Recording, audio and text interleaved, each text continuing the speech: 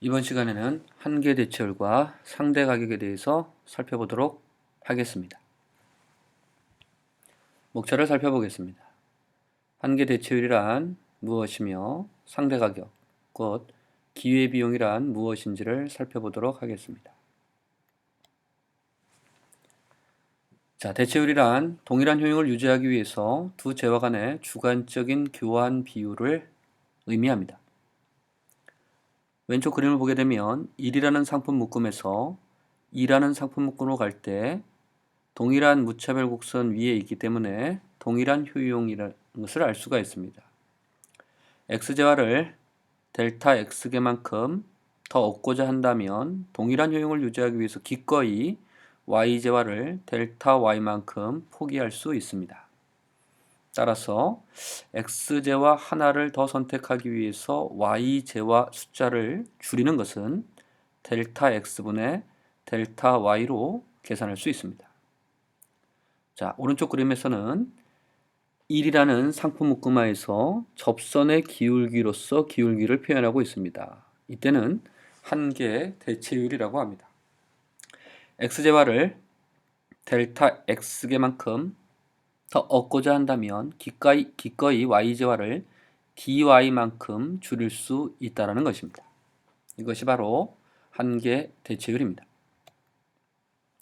예를 한번 들어보자면 사과 1개를 더 소비하고 바나나 2개를 덜 소비하면 동일한 효용을 얻게 된다고 해봅시다. 이때 사과 하나를 더 얻기 위해서는 바나나 2개를 기꺼이 포기할 수 있습니다. 따라서 바나나 개수로 표시하는 사과의 대체율은 2가 됩니다. 즉 사과 1개를 더 얻기 위해서 바나나 2개를 기꺼이 내놓을 수 있다는 얘기입니다. 물론 사과의 수로 표현하는 바나나의 대체율은 2분의 1이 됩니다. 역수가 되는 것이죠.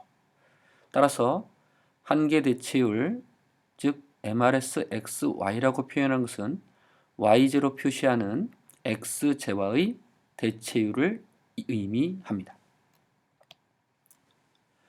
효용함수가 주어져 있는데 X와 Y로 이루어지는 상품 묶음에 효용을 부여하는 효용함수가 주어져 있는 경우에 그 효용함수가 연속이며 미분 가능한 경우에는 전미분을 이용할 수가 있습니다. 우리의 효용의 변화라는 것은 기울기의 밑변을 곱하고 기울기의 밑변을 곱하는 것입니다.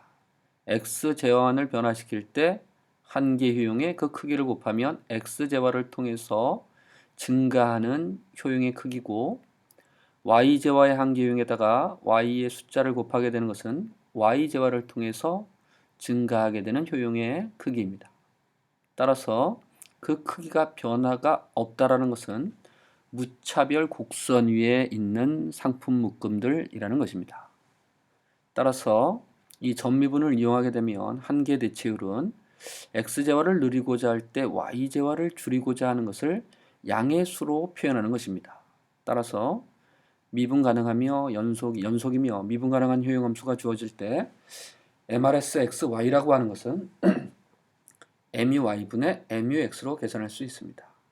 이때 주의할 것은 그 접선의 기울기는 음수이지만 양의 수로 표현하게 됩니다. 따라서 x와 y로 이루어지는 곧 y제와 숫자로 표현하는 x제와의 한계 대체율 MRSXY라는 것은 연속이며 미분 가능한 효용함수가 주어질 때 MUY분의 MUX로 계산할 수가 있습니다.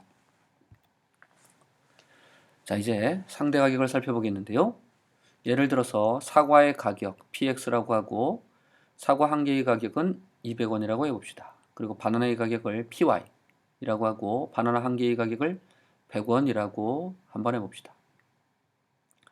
자, 사과의 가격은 바나나 가격의 2배입니다.